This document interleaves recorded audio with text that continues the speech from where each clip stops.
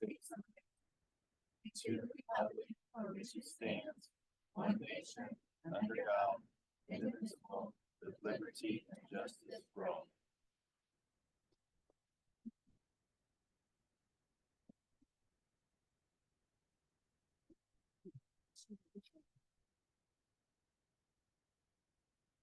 Okay, our first item on the agenda is the adoption modification of the agenda. If there is no modification of the agenda, I'd entertain a motion to adopt the agenda as presented. So moved. We have a motion and a second. Who wants to take a second? Second. Ms. Pruitt. Yes. We'll give Ms. Pruitt a second. Okay, if there's no discussion, please vote.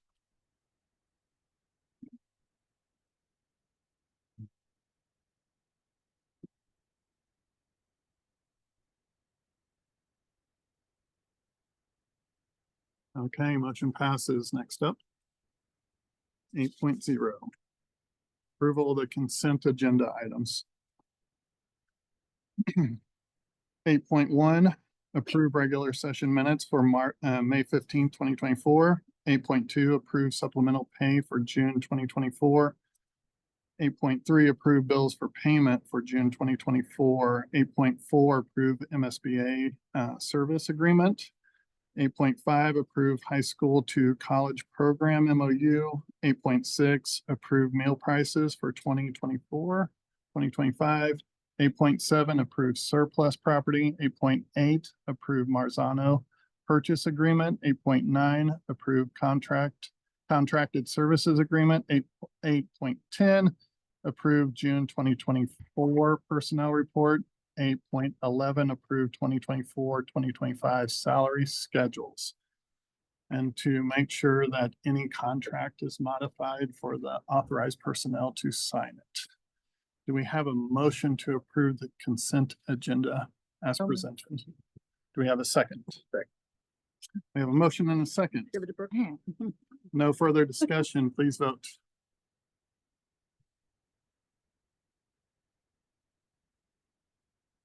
Oh. Want to do one by one? What's it?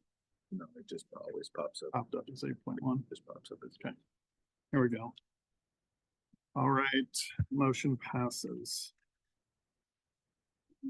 9.0, communications. Comments from the audience. Mr. Denny Fails.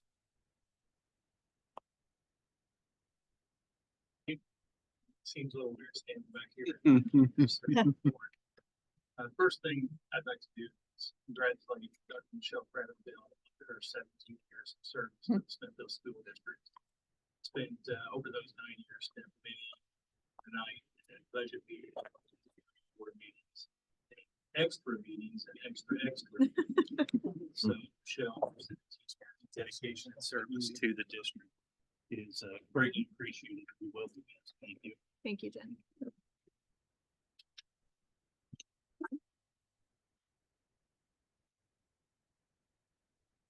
An additional thank you and goodbye, but not so long, or farewell, is to Mr. Robert Hedgecourt. If you don't know, he is transitioning down to the Ozark School District. And your time and commitment from the technology department, transitioning after Mr. Kruger's retirement into the operations side of things, going through Eagle Heights, the Activity Center, and all of the different projects that have been worked on, and again, the number of late nights serving this community. Thank you for your time and dedication as well.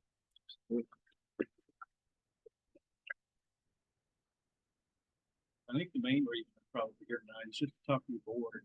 And as you prepare to start looking at your 2026, if that's still the time frame for the next bond issue, we're finishing up all of the projects on the 23 bond project, the air conditioning units at the middle school, and Horizon, I believe, got some air conditioning units as well. The safety improvements in all of the school buildings, as well as the big one, the transportation facility. Looks incredible out here on the highway. It took me to drive by every day. But The one thing I do have to say is, the one on all the projects that I was associated with, I can honestly say that I was proud to be a part of every one of these projects because we did them and we did them the right way. We did them the best they could be. I didn't want to look back at any of those projects and say we should have done this, we should have done it. Yeah, there are a few things that, Eagle Heights and the activity center, we could have made the locker rooms bigger on the activity center after the fact. At some point, that's a project that will be taken on with more money's coming in for the data centers. But this turf back here, it was intended and it was put to the community in 2023 as a competition ready facility and field. And I know there were several things that were cut from the budget on that particular section of the bond issue. And I realized, I was talking to Mr. Jacoby before the meeting, and between interest and savings, if you don't mind me saying, it should be a public number. Yeah, There's sure. $1 million in savings and interest that have not yet been spent on that bond issue. But yet, on that project, the stadium field, we resurfaced that in 2020, had a half-inch underlayment pad placed down underneath it. The number one key reason is safety. We redid all the playgrounds at all the elementary schools. The key reason was safety. We redid the entryways. We redid a lot of the glass in the entrances. The key reason was safety. And we could have taken and we could have put that underlayment down back here. We're going to have all of these elementary, middle school, and sometimes high school age kids out here on the surface. And I think we dropped the ball, leaving safety on that facility as one of the things where some of that money could have been spent. Not only do we not have paved or concrete sidewalks yet to that area, they were there with dozers and earth moving equipment. There's no bleachers that have been purchased or set aside for any competition. So a competition ready facility to me means students participating, athletics or whatever. The band's going to have a place to practice, but it means it's ready to go. It means it's complete. It's ready to go. So I think as you look forward to the 26 bond projects, without a doubt, you're going to do every one of those projects to their fullest and to their, to the best of their abilities and make the facilities in this district top notch, A1, like we always have. But when I look out here and I see this, and I just think with what we still have in the bank for this, we could have made this facility a lot better than we did. We can't go out there and tear the turf up and put the safety pad down. That's an afterthought. So I think as we look at safety, we look at all the different things we can do.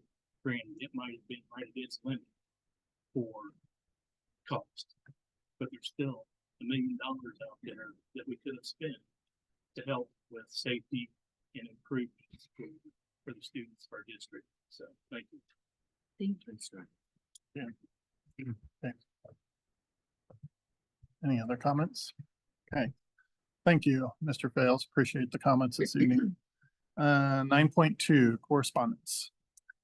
Yes, included in the board packet is a letter from our English language arts district coordinator.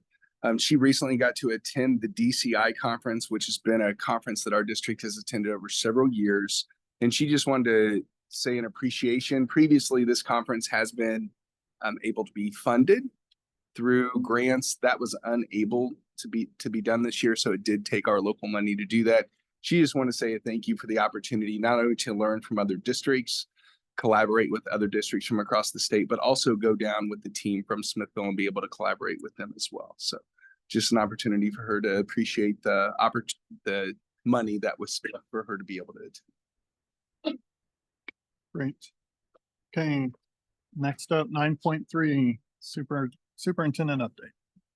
Yeah, I would like to invite all of the board members like we did last month to come to the front so we have a full house. I assure you they probably will not be here after this portion, but want to invite all the board members up front, and we're going to recognize several different groups Parents, please know we will give you an opportunity to take pictures as well.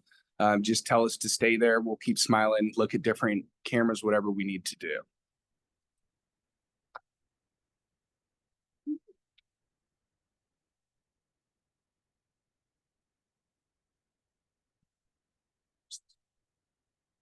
This evening, we are going to start. We would ask Miss Jenny Fight to please stand. Jenny is our athletic trainer for the district, and she has earned the SSATC Servant's Heart Award. The National Athletic Trainers Association portion is the Secondary School Athletic Trainers Committee, that's the SSATC group, selected Jenny as the 2024 Servant's Heart honoree. Athletic trainers who have chosen the secondary school setting generally represent the qualities often associated with the term servant's heart, which is humility, selflessness, compassion, and a willingness to serve others. We just wanted to take a moment and say congratulations, Jenny. If there is anything you would like to say, you'd be welcome to. If not, we would just ask that you come through and shake everyone's hand and then smile pretty for a picture. Get my plaque a week from today. I go to a national conference in New Orleans. So.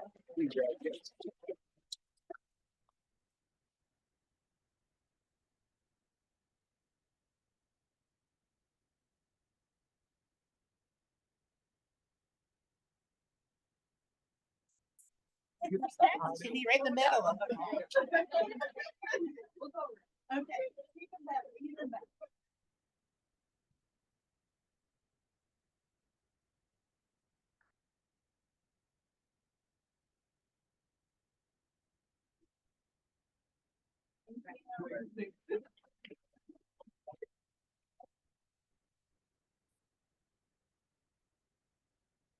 All right, I think they're already mostly standing, but would Silas and Mr. Pittenger please give a wave? They are both part of our tremendous theater program, and actually Silas's mom and I were part of the theater program many years ago when we graduated. Several years, 10 years ago. Yeah, we'll just say that. But Mr. Pittenger and Silas are here to celebrate their Blue Star Award. The Blue Star Award is presented by the Starlight Theater, is the equivalent of the Oscars for high school theater in the Kansas City area. Competing against over 50 schools of varying sizes in the Kansas City metro area, we are thrilled that their department earned 4 nominations, the most in our school's history. And I believe, am I correct, Mr. Pittenger, that we will be ordering the banners to put in the pack hallway? It's already up. Oh, I need to go to the pack hallway. I apologize. But yes. Many of our competitors are from Johnson County, Lee Summit, Liberty, and across the metro area. SHS nominations for Something Rotten included Outstanding Costume Design, Outstanding Scenic Design, Outstanding Performer in a Supporting Role. Silas Newman is William Shakespeare, and our ceremony ensemble, which was Silas Newman as well. So Mr. Pittenger, if there's anything you would like to share, please do. If not, we would ask that you come through and shake as well. No, you know, Silas in particular is one of the last students that would ever ask for any individual recognition. He cares so much about the program and all of his peers.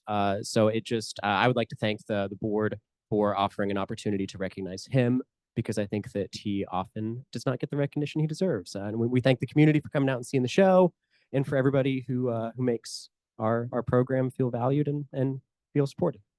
Do you want to plug what you're doing in the fall? Do you know already? Sure. So in the fall, we will be producing the musical You're a Good Man, Charlie Brown. That'll be in late October. I should have looked at the dates before I started talking. Then in the winter, in February, we're going to be doing the musical Little Shop of Horrors. And then in April, we will be producing the play She Kills Monsters. You go monster.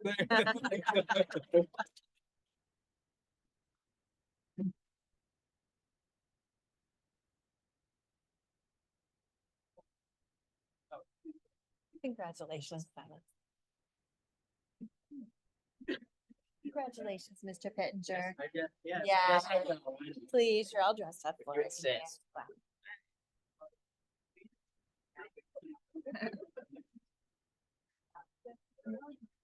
Now the awkward part, you guys get to come in the middle.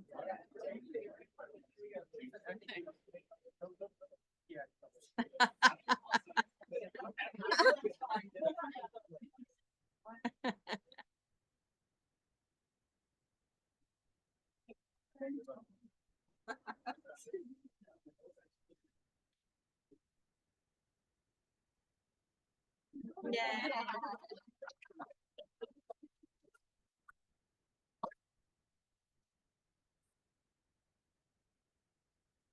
The next group we'd like to recognize is our track program. So if you are a member of the track team, I think you're mostly standing already, but please do.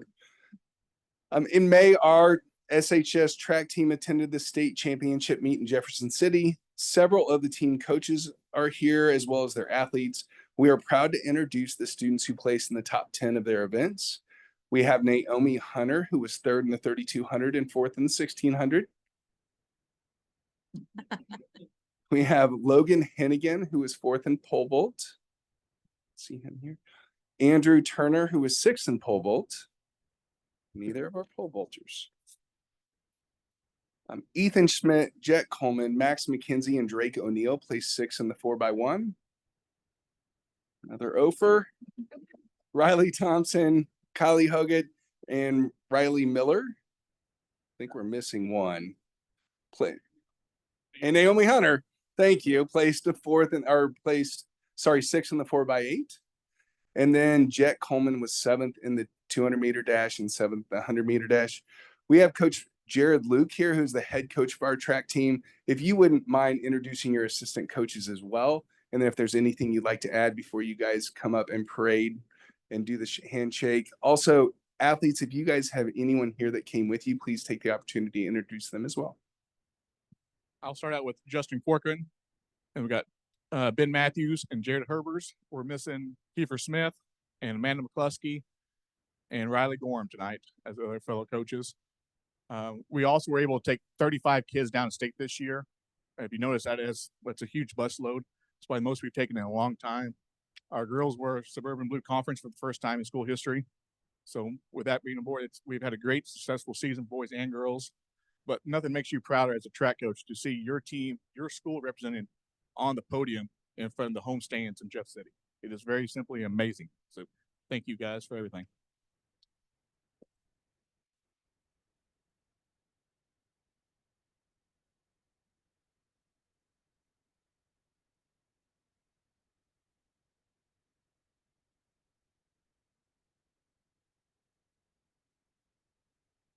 Would you guys mind?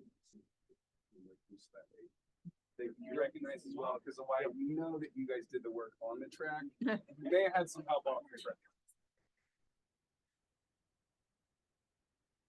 Go ahead.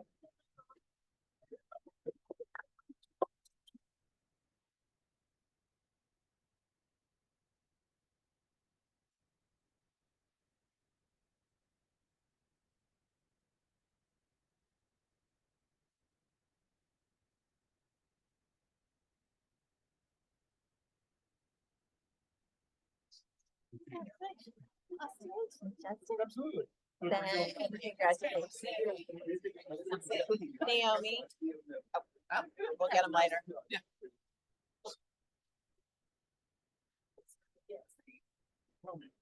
Find a window. We need to move people from front to back.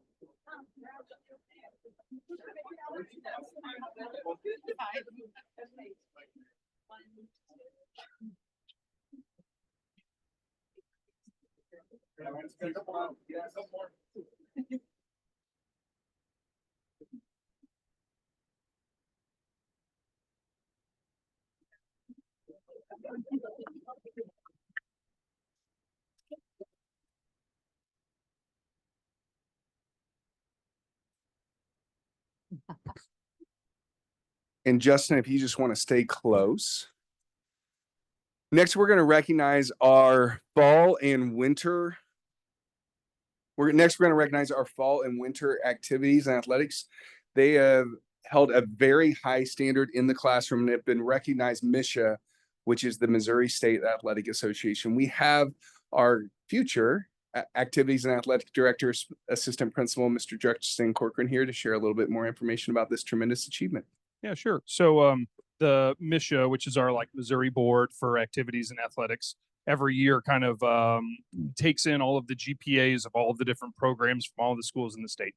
And so as long as that average GPA is above a certain threshold, you get an award, right? So there's like two levels. You have like a distinguished and outstanding, but essentially they're all above a 3.0 or better. And so in the fall and the winter, when you look at all of our activities, we have, you know, dance, band, football, basketball, softball, cross country. I could keep going. At the high school, every single activity that we sponsor, all of them, were recognized by the state of Missouri. There is not a single program in our building in the fall and the winter that was not recognized for their academic achievement. So I just want to take a moment and recognize the absolutely outstanding accomplishments of our student athletes and student performers and student activity participants, because that is just absolutely thrilling. Now, I don't have the spring ones to confirm. I have a strong feeling we might go across the board, but oh my gosh, is that just wild? Every single activity.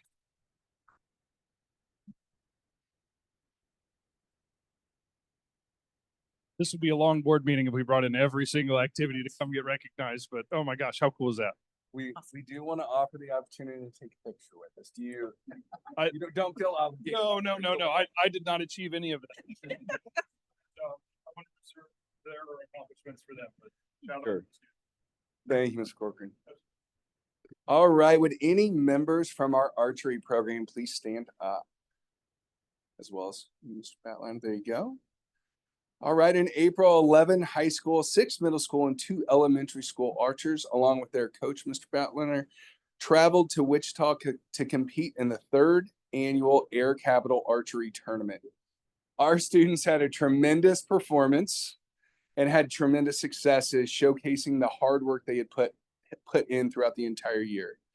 Bodie Jackson was 3rd in bullseye and 2nd in 3D for elementary. Wave your hands. Congratulations, Bodie. Izzy Meek took 1st in both bullseye and 3D for elementary young ladies. Emma Smith placed 8th in bullseye and 10th in 3D.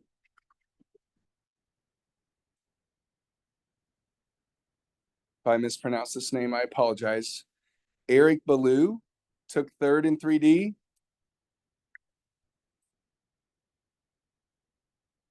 Eric, do you want to say it properly? All right. Perfect. Matthew Smith was 5th in 3D. Evie Wilson took 2nd in bullseye. Jackson Perkins took 2nd in bullseye. And Mason Trom took 4th in bullseye. All right, Mr. Batliner, I believe do you have any words you'd like to share with us, or would you just like us to shake hands? All right. All right, thank you so much. Everyone, please come up. We'll shake your hands. And also, when you're up here, we're going to give you guys a chance to introduce anyone that came with you as well. Come on up.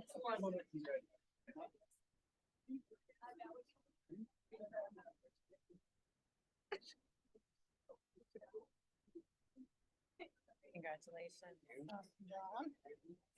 Congratulations. Outstanding.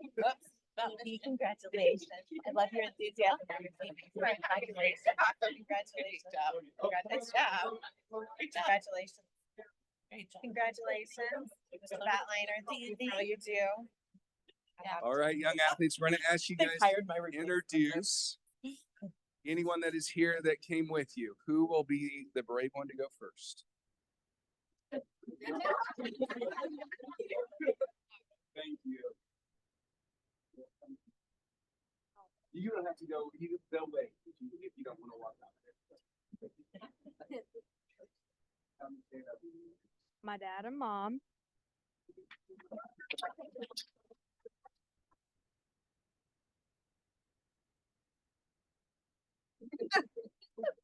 My sisters and my parents.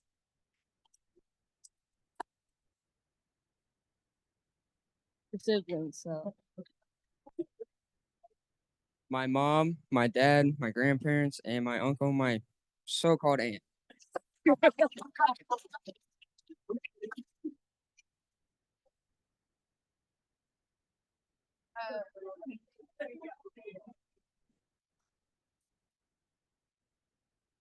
My mom, my dad, my sister, my brother.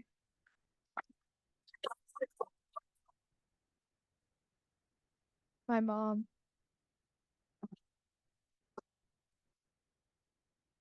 The only one that came with me is my dad. My mom.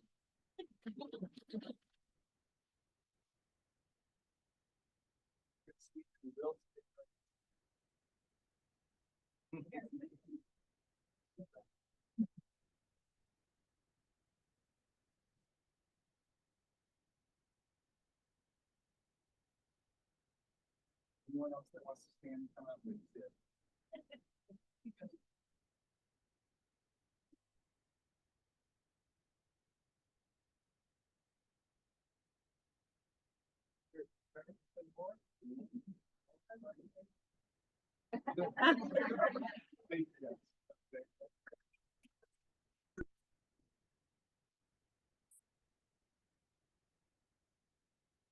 The final group we're going to recognize this evening is our high school boys state golf team. This, go ahead, stand up, please, gentlemen. This spring, our boys state golf team headed to Dollhouse Golf Course in Cape Girardeau, Missouri, which I believe is about the farthest point from Missouri you can drive and never leave Missouri. They competed there at the 4A state championship golf tournament. This team earned ninth in their class at state. Noah Hazen, Johnny Lemire, Landon Neal, Tanner Lamb, Connor Holcomb all successfully completed this year's team. This evening, Mr. Mosby was not able to make it, but we're lucky that Coach Ross Parker's here. So we are going to have, if there's anything you'd like to share, then we will have you guys do the same thing. Come up, shake the board's hands, and then introduce anyone that came with you. But we only have 3 out of our 5 qualifiers for state here. We've got Noah Hazen, Connor Holcomb, Johnny Lamer, Landon Neal, and Tanner Lamb couldn't be here tonight, but just extremely proud of these guys. To even make it to the state tournament is just such an accomplishment. There's 90 golfers that were there in the state. And it's really intimidating. It's not like any tournaments that we ever play through the season. They announce them on the tee box. There's just a lot of adrenaline pumping, a lot of nerves going. They all did extremely well. And the best part about it is they're all back next year to return for us. So congrats, guys.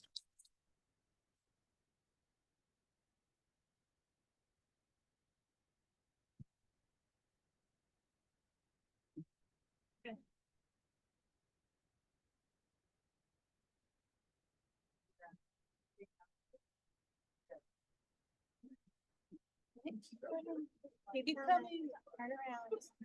Congratulations. Congratulations. Nice job. Great job. Congratulations.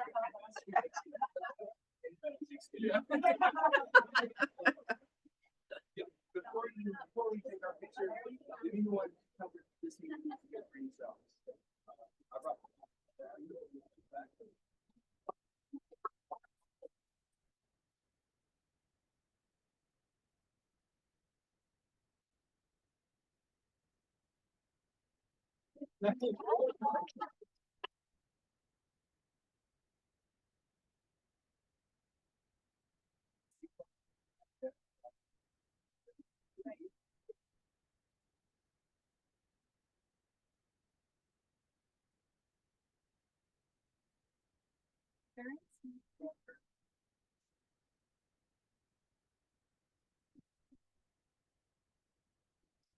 I think you guys can try.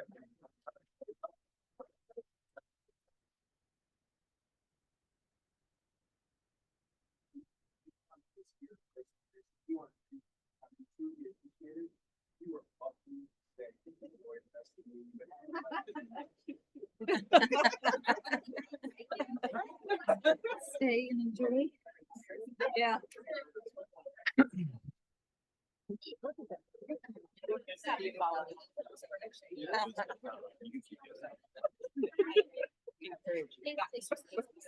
Sounds like you encountered it a lot. I know, I was like, man, he's Yeah. had that happen a lot. Out, it looks like, but I think I've got. Thank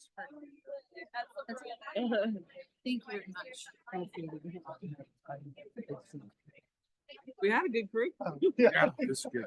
That's really good. They all came. This is awesome. Yes, we did not. Summer, We were not sure it was that would come. summer melody. I usually And when have we a all spray. came, we were like, Yeah, but I switched to this person. Good, good. Then on my other person. you're welcome to move up.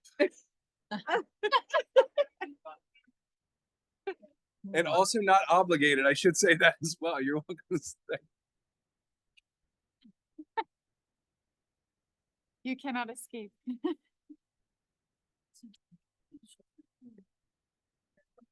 Oh, stay, stay. Thanks for coming. Yes, thank you. It's Bye, guys. always, yes, thank you. Always an exciting time to see and celebrate the amazing staff that we have that works with our students, but also our amazing students and the tremendous things that they accomplish. The other couple pieces I wanted to just share, we've been having a great Summer Warrior Explorer program. I believe our attendance is up from previous years, which is great. This year we made the shift, and actually our K-8 program is at Eagle Heights.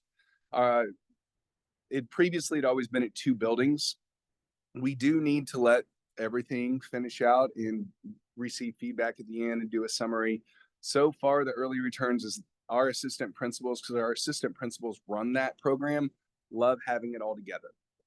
It helps if one of them has something else on their schedule. It's easier to make sure there's coverage, because before we just had 2 assistant principals there to serve. So it's been a very positive program. I actually had the opportunity, Dr. Crediful and I did, along with Ms. Noker, to go out and interview our 7th and 8th grade students as part of their career exploration. And it was just good to see. One, you forget how terrifying being interviewed is. I remember from last year, but you forget from, especially at that age, looking at 46-year-old, you're an old person sitting right out there. But they did a great job. They even, the teacher did a tremendous job making sure that they had a question to ask us and dig in deeper. So I was really impressed. I was really happy we got to do that and to see the experiences that they were engaging in. This week we're going to Missouri Western, I believe, to look at just college in general. They had someone Zoom in from Florida that I believe was a construction company, and it had other experiences along just exploring careers. So very neat, very awesome programs to see going on out there. We have our board retreat on Saturday. Anyone's welcome to attend. We do think that we'll be at the Northwest KC campus. They're a great partner with us in a multitude of ways. And that portion will be from about 9 to 2. And recently, as part of our EAB contract that you guys approved last month, they have an annual conference focused on superintendents. And what they do is they spend 2 chunks of time in what's, to me, makes this unique over other conferences is their 2 chunks of times are driven by things that they've heard from partner districts over and over and over and over again. And they don't spend that 50-minute session where then everyone stands up as a cattle call, then goes to the next 50-minute session, and then you go to that one. And it's really a small group of people that you get to sit and have a conversation with. The superintendent at Park Hill and I were talking about, all we had to do was travel to Chicago to have dinner together. Like, we finally found time to just sit down and talk. But it was tremendous. I would like to give a huge shout out to the Smithville Middle School. They've been doing a lot of work with EAB. EAB has actually used them, and they're sharing at all of their summer institutes about some initiatives that they put in, particularly highlighting their attendance initiative to try to encourage students to come. That was a topic at last year's EAB conference, and the results that occurred at our middle school were highlighted at the EAB conference. The other big, so that was part of the day where we talked about systems, how districts can improve based on their systems. The next morning, we spent the entire morning talking about AI and what those impacts are and how we manage those. We had Mr. Marshall did a tremendous job in May sharing about the work he had done and the things that he had shared, but took a lot of ideas. I had a very informal conversation with a couple of administrators and just being like, what's our next step with that? And how do we start harnessing this? Our students are harnessing it at a greater rate as our teachers. That's kind of nationwide, but how do we start harnessing it and making it a really valuable tool that our teachers find not as a threat, but as something that they can leverage to, in some ways, the way it was presented with EAB was take work off their plate. One of the examples that I've used several times is AI. I think it's called Magic School or School Magic. It's a very education-based AI, makes tremendous lesson plans for subs. So a teacher can put what they're teaching that day, it will spit out a rough draft, and the teacher can go in and personalize it. It can create assessments, it can create rubrics, all as drafts that then that teacher goes in. It is also, AI has created, I think we use ChatGPT mostly, created the majority of our ELA scales, proficiency scales that we're building as a first draft that then our teachers will dig into and revise. So it is, there are things out there that we can harness that aren't all Terminator, for lack of a better word. We can harness the good parts of it. And that's all I have. Before we turn it over to Dr. Cradfield and Mr. Hedgeforth and to build a little bit on what Mr. Fail say, I would just like to, this is their final board meetings for the time being for Smithville School District. Just want to say a huge thank you. I've known Dr. Cradfield being more on the academic side for years. We've ran in the same circles, and just the impact you made. I told you when you announced your retirement, the thing that I feared the most was all the institutional knowledge that walked out with you. And I'm like, there are things that you just do as part of your day-to-day, month-to-month things that I'm afraid we're going to drop. So she made a calendar for us, and she's a phone call away.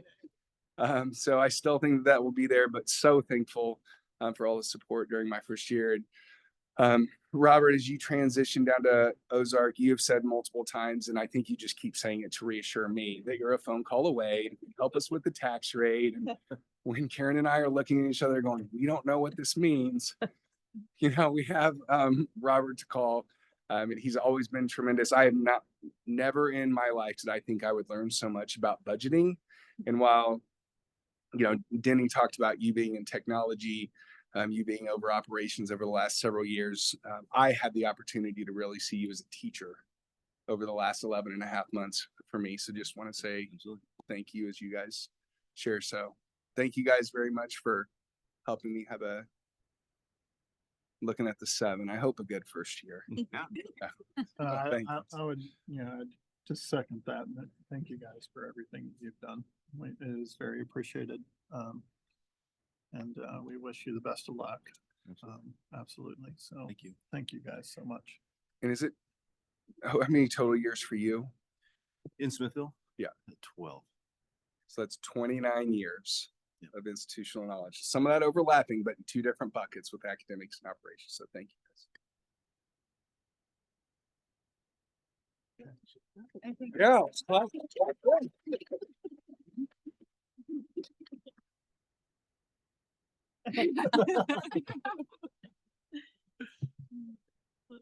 Next up, Assistant Superintendent for Academic Services, Dr.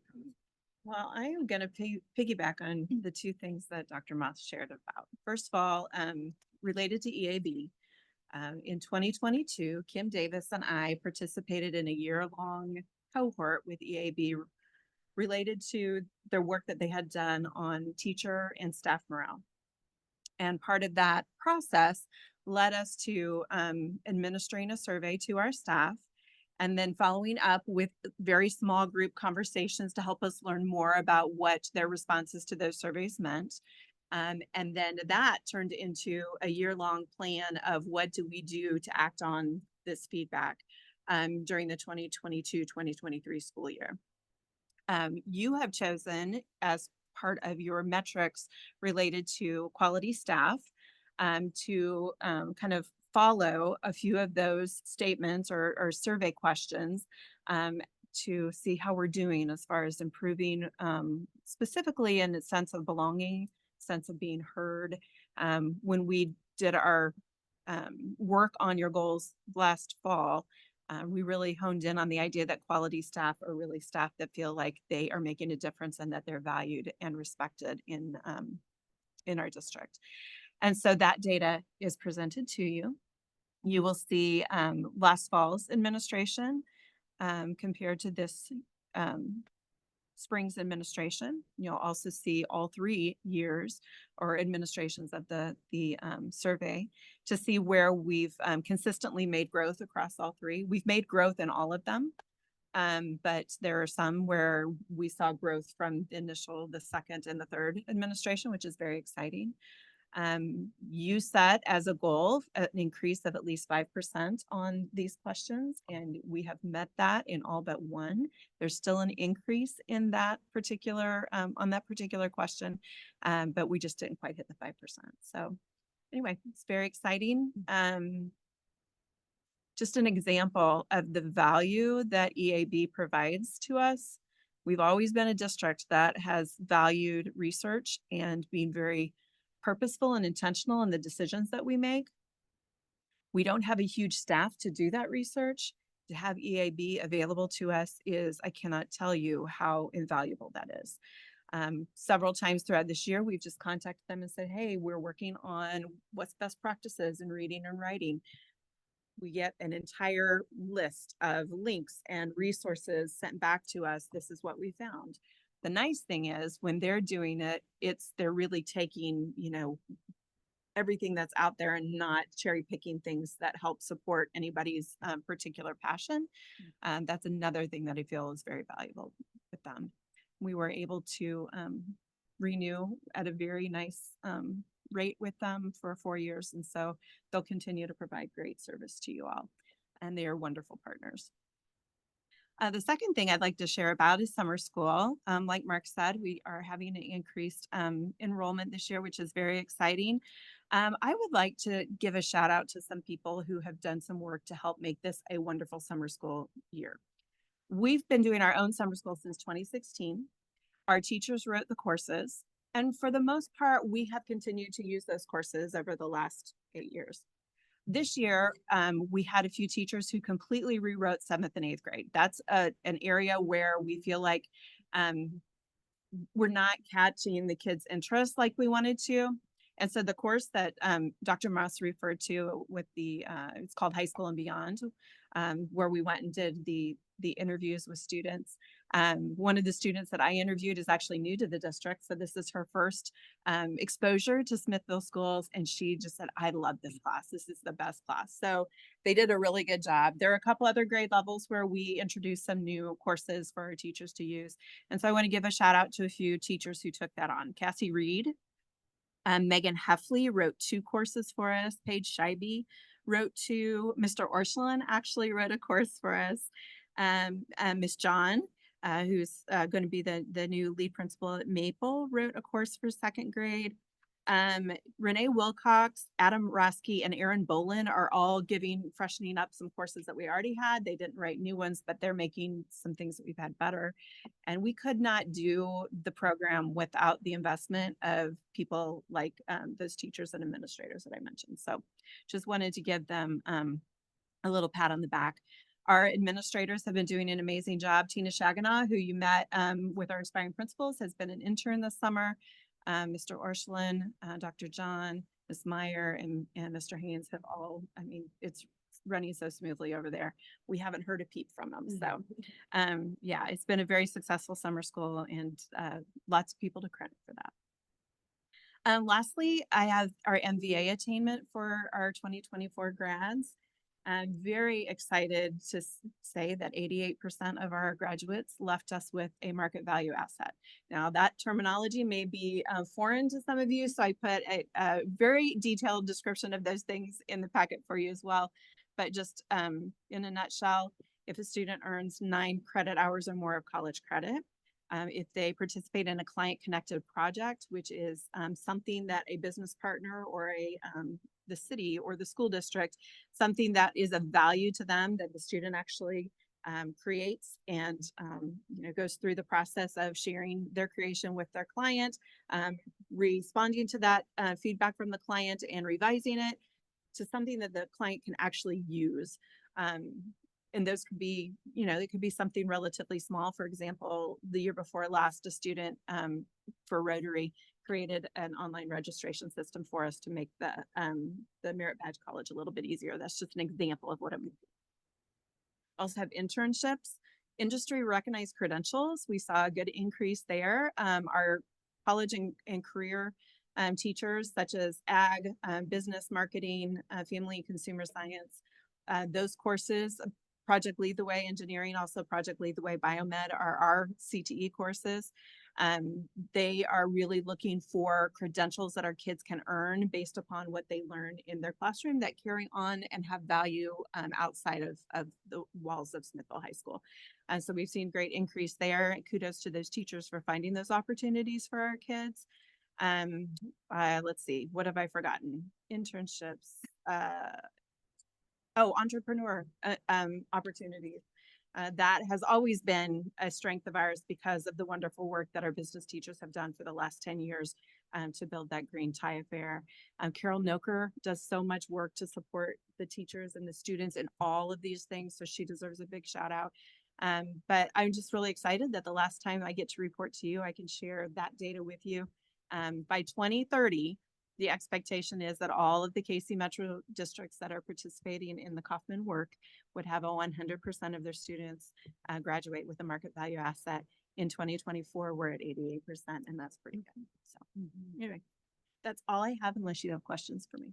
No, I just want to say, Michelle, I've got to work with you with the Kaufman since the beginning, since when we were working on getting Carol to come, since Carol's came. And you, Carol, and the teachers, it's amazing. We're just looking at how we have increased these things.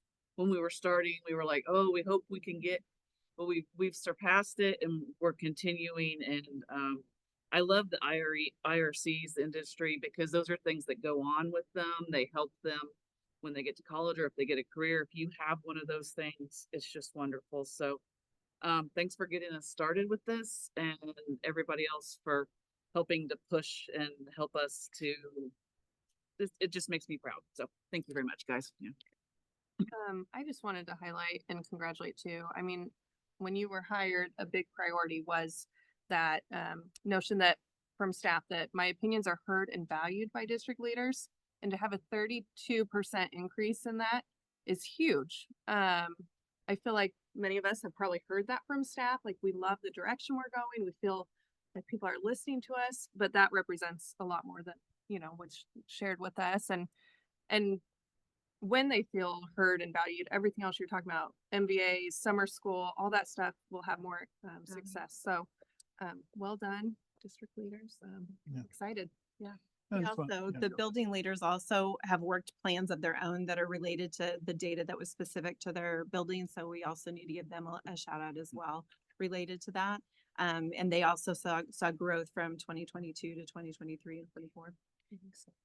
Yeah, I'd just like to piggyback on that. I mean, there's so much positive news going on about our school district, really. And this staff survey shows it, right? It's all the hard work that's been going on from board members and administration and staff, and it's really paying off, and it's really showing everywhere. And you can see it. And it's, yeah, I'm very proud, I guess is what Susan said, right? Having the direction we're going is just very exciting. And it's, we hope, Michelle and Robert, you're still engaged with this whole thing because you guys have been a part of this process. And just from a school board perspective, I will say that there will be a limit, as far as how high we can get this staff morale. We have to. Well, even in Yeah. setting the agenda, Yeah. one of the questions is, what can we do? What do we need to do to get 100 on these? So we're happy, but we're happy with where we're headed, but we'll always push to be 100%.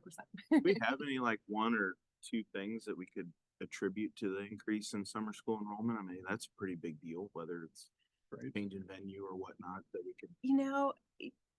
We always have good from like kindergarten. Actually, we typically would have 6 sections of kindergarten. We only have 5. We've had that for the last 2 years. So that's the little bit of a drop for us.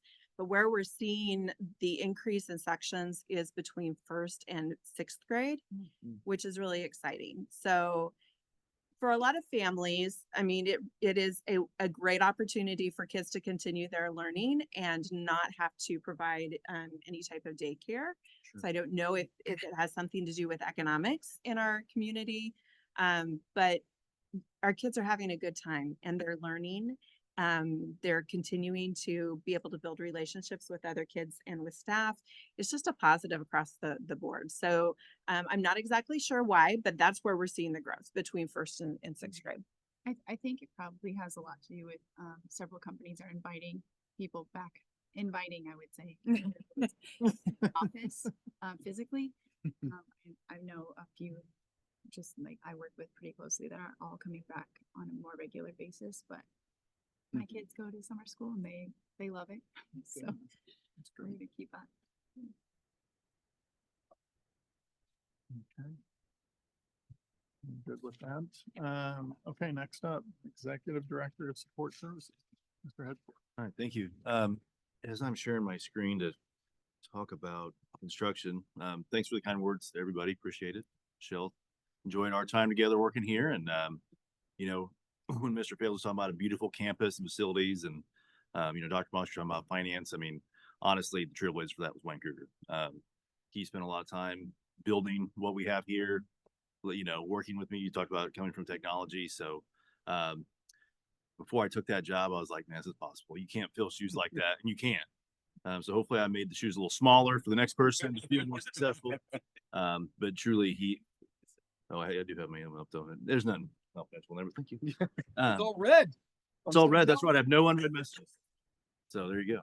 But yeah, I don't know if he's listening tonight, but he truly is. And he's always a phone call away too.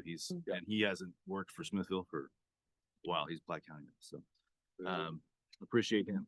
So It's a reaction. So. yeah, I used to be over there too. So I know. Yeah. So, on construction, you guys might have saw the Friday update about our plumbers on the transportation facility. So a little bit of delay there. So that's going to push us back about 2 weeks.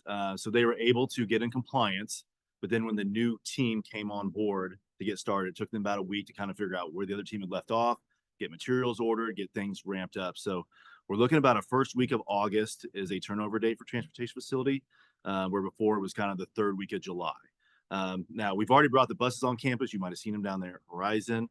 And they are working their tails off. Went down there today. There are full crews, plumbers, electricians, mechanical. I mean, they are working hard. So maybe we can catch up on a week, but the first day of school is August 20th, and our technology team will be able to get in there before the first week of August to put in, you know, to terminate the fiber, put in all the systems, make sure things are running, and then furniture will be around that time as well to be installed. So I am still very confident in a successful transition there. It's just going to put the timeline just a little bit tighter, but you know, some things happen. So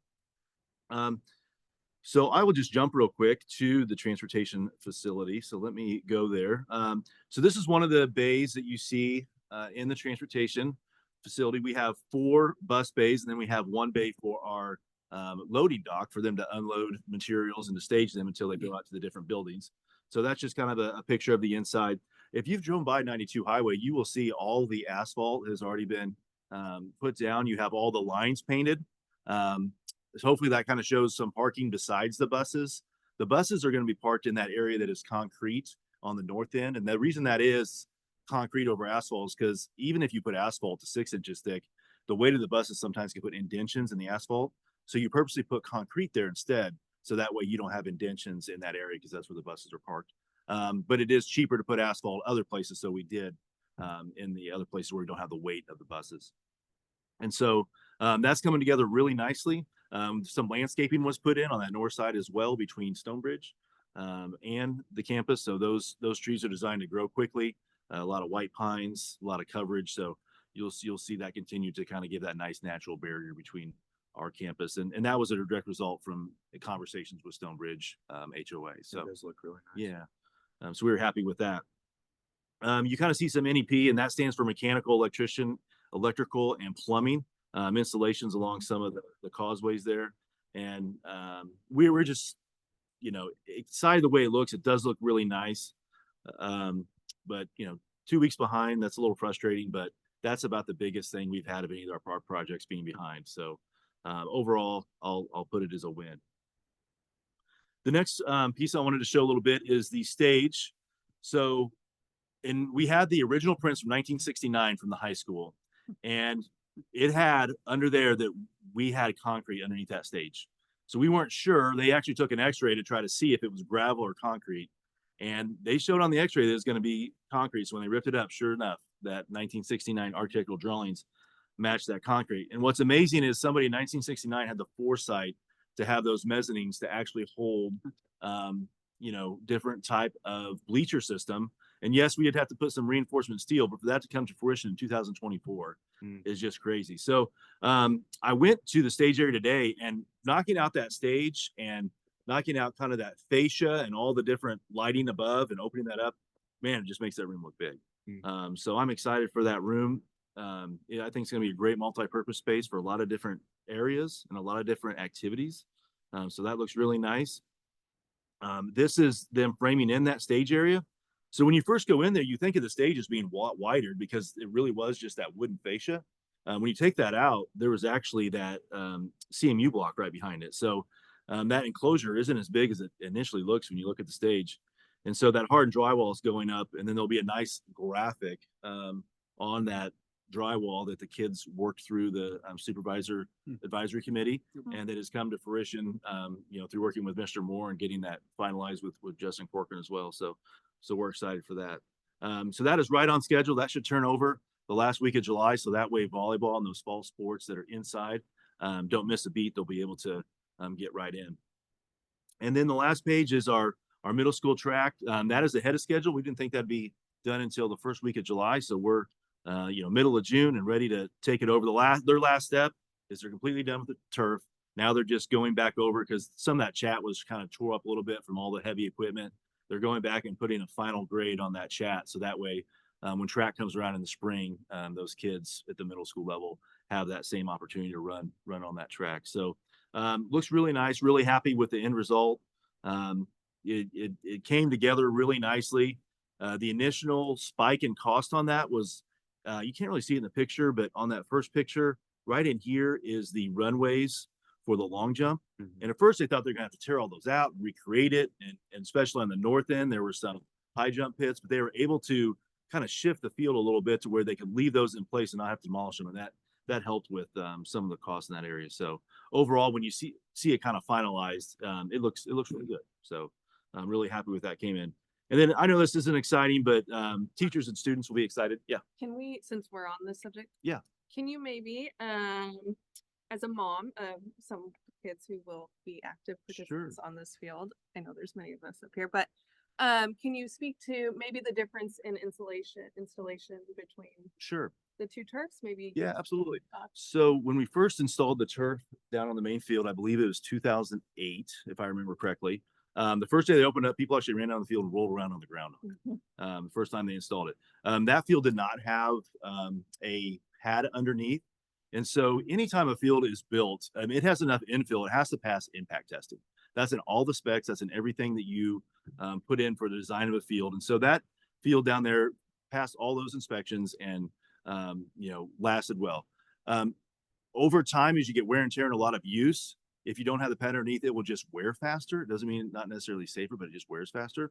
And so when it was redone back in 2000, I think 20, right around in that time period, that was some savings left over from Eagle Heights that they used to replace that turf because it was starting to fail in some areas on that north end that's used a lot.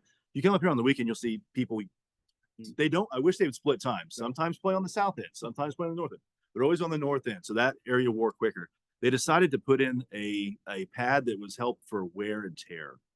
So when it's compressed, some of those lower levels don't see as much compaction. And so that's kind of what that pad does. Does it help a little bit with safety? Maybe 6, 7, 8 years down the road, but we're always monitoring that. Like you're always doing impact testing every year. So you'll just have to maybe address some of those things earlier. It doesn't mean it's not as safe right away. Now, if you don't pay attention to it, it can be not as safe down the road. But if you always do your impact testing every year and make sure you check that, make sure your infills even out, then you'll be okay. So so that's something with that. It does cost extra though. I mean, there's no doubt about it. There was an extra cost with that didn't quite fit this budget, but from the very get-go, you know, this field definitely passed impact testing and it has all the infill it needs. So would we do the impact testing? And you're saying if we don't do that, we're not monitoring it, then we can have that unsafe. Right. But So how do you prevent that when you're doing the impact testing? If you see a spot, like we. yeah, so what they'll do when they do impact testing, they'll pick different spots on the field to do the test. So they won't just do it at like midfield and say, we're good. They will do in different spots. Usually they do 10 different areas on the field in random areas and give you that number in different areas. And so they'll start saying, hey, like for example, for the main field on the north end, your numbers are starting to get in an area where it's not to be safe anymore. So we need to monitor that. Short term, you can put down more infill. But long term, as those fibers degrade in the ground, you have to replace. And so that's why we replaced in 2020 was because we got to a place where the numbers just weren't safe anymore. And typically, how often would you have to replace it? Usually 10 to 12 years is a replacement. With a pad on the main field, they said we'd get 15 or more with it. So it does help the field last a lot longer, and you don't have to worry about the testing as soon versus not the pad. So as long as you stay on the impact testing, your field's going to be safe. Is the turf itself different from in 2020 versus the 2008? The only thing that's different is it's a different company. So Kiefer installed Mondo Turf down on that field, and Mid America installed a different brand.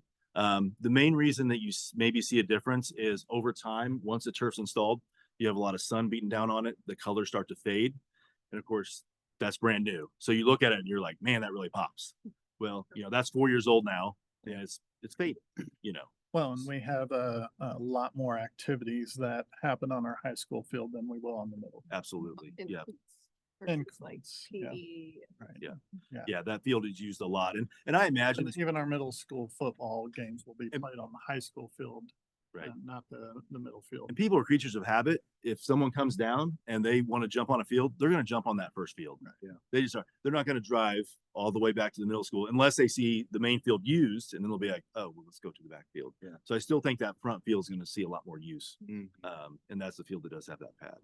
So, but we have the ability to monitor that going forward. Absolutely, yeah. Every year, do that impact testing, and then you'll know where you're at. And if 10, 12 years down the line, it comes to a decision where you want to put a pad in on that one, you'll have that ability. It doesn't change the safety. Besides, it gives you a little bit longer for that impact testing to have higher ratings.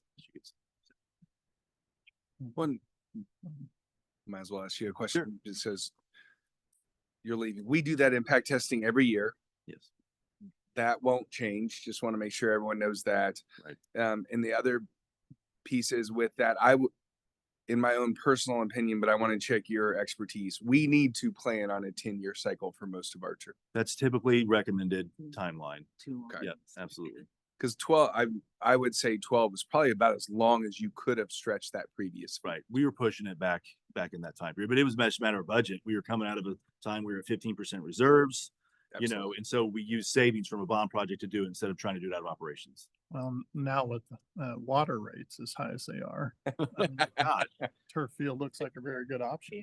Exactly. Maybe we Yeah. can make sure to get that impact testing made public, you know, or. Oh, put in absolutely. Yeah, we could our publish those window, results. so Yeah. that We could put it in as part of the board amendments. So it doesn't even necessarily have to be anything shared, but just so that way it's always a record. Absolutely. Yeah. Yeah. I'd say your executive director of operations could have a yearly calendar, or even in their program evaluation, they could give you results of some of those impact testings. Yeah.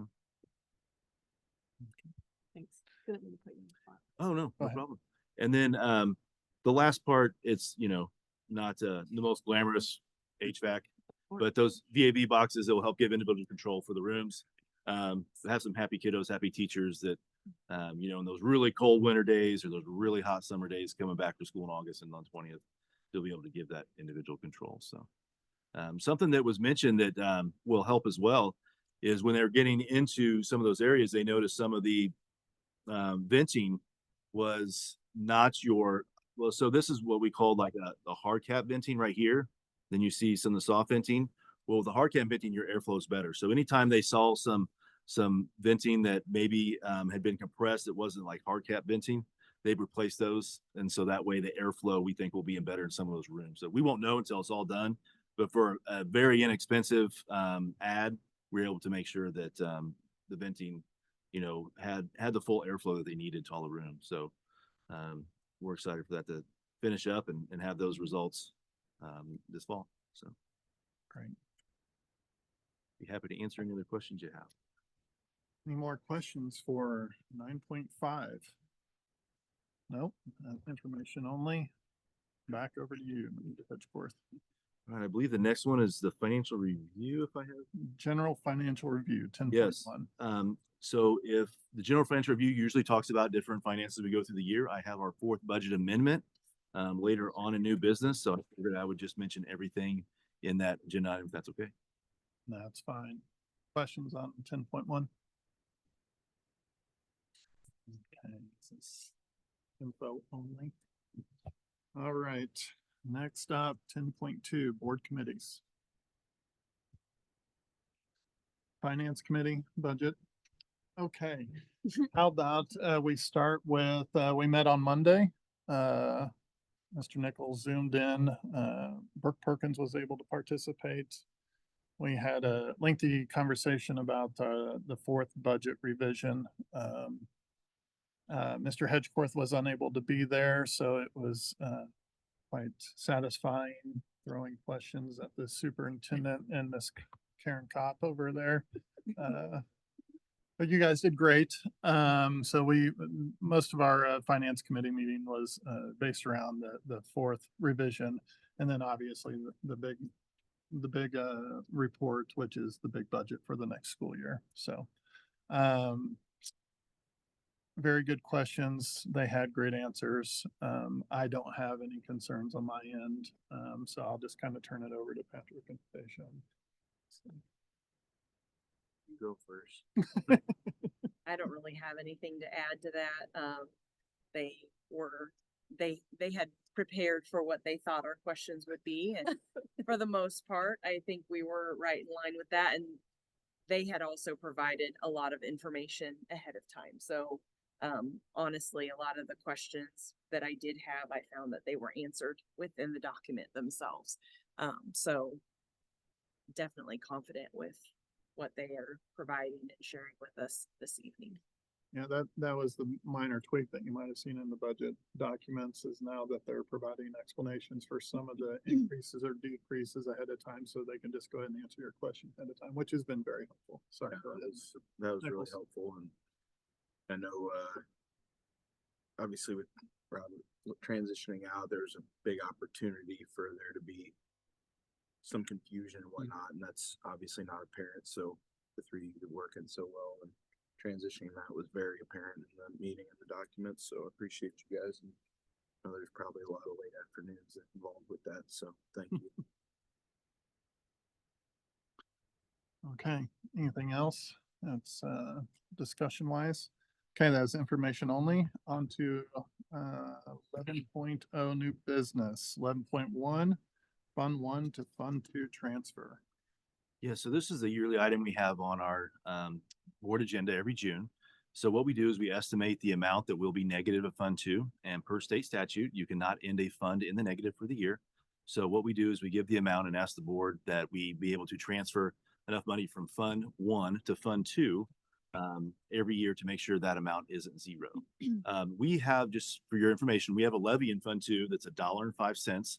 And there are many districts in the state that don't have any levy in Fund 2. They leave that fund unfunded from a levy. It gets funded through the state formula, which mandates that that money does go into Fund 2. But we put state formula money in Fund 2, and we have a $1.05 levy in Fund 2. Sometimes it still ends up in the negative a little bit, so we have to do that transfer. So we're asking the board to approve that transfer to make sure that Fund 2 does not end in the negative. And then once Karen completes all the ASBR uploads, she'll start in August, and then it'll get finalized in September. We'll know the exact number, and then they'll be able to share that with you for that to make Fund 2 zero. Does everybody understand that? Yeah. Okay.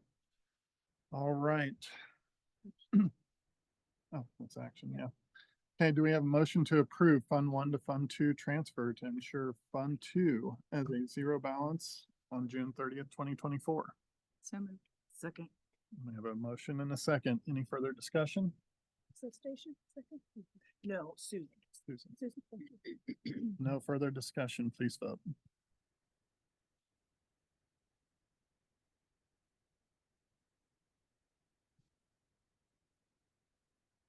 Motion passes. 11.2. Policies for GCBC and GDBC fringe benefits. This is a one-time read. As mentioned earlier, this is to address our new opportunity to use critical shortage opportunities that the state has provided for school districts. To explain that a little further, it is an opportunity for us to update this policy. Retiree is on our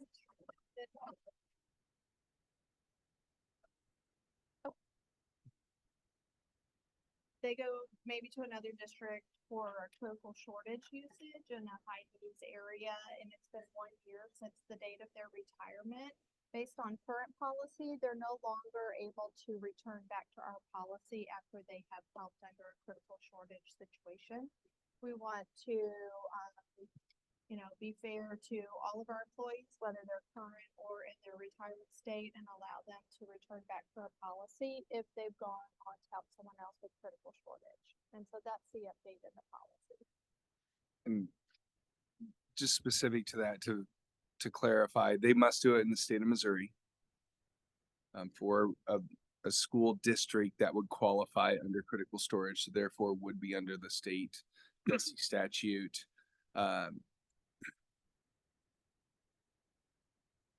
There was one other thing I was going to ask you, but I forgot it. Well, I think I think it's important that, our year starts July 1, so we want to make sure that this opportunity is available if we have. That's the one read. It's a very minor tweak to the policy. It has not been changed in years. So with current climate of school districts and education, we felt like this was appropriate at this time. Did remember my other clarifying piece. So previously, if someone would have retired from Smithville and would have gone and worked full time in another school district, they would have retired from that district. Correct? So if they were not under critical shortage. So when this policy was initially adopted, if a teacher would have retired from our district and went and worked for another district, they would have had to unretire. Under critical shortage, you maintain your retirement when you go work for up to 4 years under critical shortage. Just extended that to 4 years. It used to be 2. Yeah. So that is one of the things that change. You cannot, our employees that if they were to go work for us or another school district under critical shortage used to retire from that district. And so therefore that district would be the one that they would get insurance from.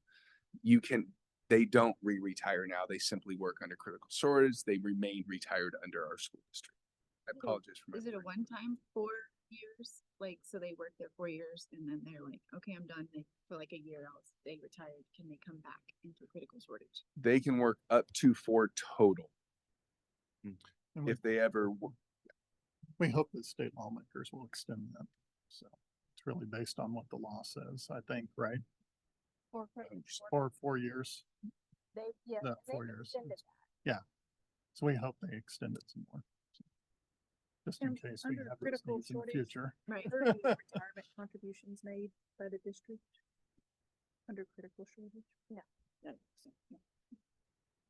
Because they are currently retired, they do not receive additional retirement contributions. I just didn't know if PSRS would want the district contribution to put in their kitty, No, I don't think so. Okay, great. Any other discussion on it? All right, do we have a motion to approve policies GCBC and GDBC as presented? So moved. We have a second. Okay. If there's no further discussion, please vote.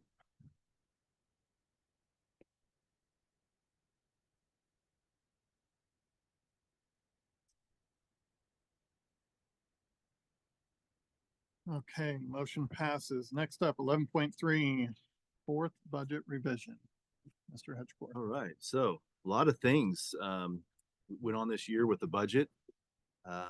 To start off with, in the fall, we talked a lot about substitutes and being able to recruit substitutes. And so the board adopted some policies around substitute pay and retired substitute pay that I don't want to put words in anybody's mouth that I feel like helped the sub situation and helped those fill rates and everything. So those are some things, some expenses that were added on along the way as we went. And then some nice surprises along the way was we had a really good AV number, assessed valuation number that we got, in August. So this preliminary budget we always do in June, and we're always guessing on pre-BOE numbers, which a pre-BOE number is Board of Equalization. And so what happens is the county sends out their notices to folks, and they might want to protest, might want to go through that process. And then after post BOE is done, then we get the true numbers. And so we don't know that preliminary. So I like to call the fourth budget revision, that was finalized for the final year. But of course, in the beginning, we didn't know that. So another thing that was a nice surprise this year was Prop C. We got about over $300,000 in supplemental Prop C. And just as a reminder, Prop C is the state sales tax that is designated to schools. And so because we had strong economy this year and those estimates came in above initial projections, we were able to get an additional $300,000. So to get that in the budget was a really big boost with that big AV number. And I wanted to go over our final budget revision a little bit deeper this time because we do have, new board members. And so with that, I want to just go in a little bit deeper about the budget and what it brings. And so the first part of the budget is just talks about the organizational part of the district. And it starts with policy DB. So if you read policy DB, and this goes back to state statute, some of the things that must be in a budget. And so it talks about just a budget message describing important changes from the preceding year. They want estimated revenues for the fiscal year and all that are estimated and itemized by year, fund, and source, which we do. We must have projected expenditures for each department, office, and classification of our budget year with at least 2 years immediately preceding, and they want to know by fund and activity and object. So we give you by the fund, we give you function, and we give you object for all those different pieces within for fund 1, 2, 3, and 4. And then the amount required for payment of interest and amortization for the district for our debt. Everything you see in fund 3 or fund 30, that's everything with our GO bonds. So any type of revenues or expenses you see, that's what they're talking about there. And then at the end, a general budget summary. So we provide those in all the budget. And then we go into our strategic plan. So you're thinking, well, why would we put a strategic plan in the budget? So the reason we do that is to remind ourselves the reason a budget is created and maintained is to make sure that we are aligning with our strategic plan. So we put that in there to make sure that all the different tactics that we have, there's pillars, using old terminology, pillars and objectives that we have in our strategic plan match with where our budget is going. So that is why you see that in the first section. And then it shows our first level of our Board of Education members, which is our highest level of governance. And then you have your first level administration. And so those pieces are in there because we're starting to try to align ourselves with the Meritorious Budget Award, which is part of ASBO, which is the Association of School Business Officials. And so the more and more we can align with that someday with our budget, you may be able to apply for that award. So we're continuing to try to make sure our budgets align with those pieces that they put forth for the Meritorious Budget Award. So this part talks about our district timeline. A lot of times people go back and talk about our district and different type of bond initiatives that we had. Hey, when did we build the PAC? When did we add on to Horizon and Eagle Heights? How many times did we fail the levy for Eagle Heights? So this gives a nice quick history of those general bond obligations and tax levy issues that we put on the ballot. So that way everybody has an idea of the amount that things passed, if it was a GO bond, if it was a tax levy increase, what those were for. And so the next piece talks about the budget process and timeline. And so we run on a July 1 to June 30th fiscal year, and we do 4 different budget revisions throughout the year. A lot of districts don't do 4 budget revisions. They might do 2, might only do 1. And so we like to do that because that gives you an update quarterly to kind of see how we're tracking and let you know how some of the different items that come up through the year, because there are always things that come up that may need addressed, and to see how that affects the budget as we go through. whether it's, bus driver shortage, whether it's, substitute pay, all of the tough decisions that are made to try to make sure that the buildings are running smoothly. And so we're a little bit different than other districts. Most districts set their tax rate in August. Most counties are able to get the numbers to the districts quick enough to where you can do it in August. We are in a charter county with Clay County. And so with that, we get our numbers a little bit later, is with Jackson County, I believe Boone County, St. Louis County, and some others that are charter counties. And so no big deal. We just know that we set our tax rate a little bit later. So in September, Dr. Moss and Karen Kopp will be bringing you information, and I'll be sending them, Ozarks information. They'll be sending me Smithville. We'll double check each other's math. You'll also, your bond underwriter will take a look at it as well. And so, and then when you submit it to the state auditor, they also take a look as well. So there'll be a lot of different eyeballs on that tax rate to make sure that everything is kosher. And so this is kind of the budget cycle that we do for the year to develop the budget and continue to monitor and then start planning for the next year. So the purpose of my budget, again, is just to close out this budget year, let us know where we're at. So I will scroll down to some of the good stuff. Again, revenues for this year, we had a really big AB jump from 347 million to 403 million. I know I'm just giving a history lesson. Our pilot payment was 86,000 this year. The children's service grant, 642,000 this year. Dr. Moss will talk a little bit about for next year and what that's going to look like. And then with the federal government, kind of last year, cleaning up some of those code funds, we won't get those going forward anymore. With expenditures, career ladder, we were able to fund all three levels with 60% funded from the state, 40% funded from us. And then, of course, we increased the max steps on non-cert salary and made some adjustments and substitutes along the way in the fall.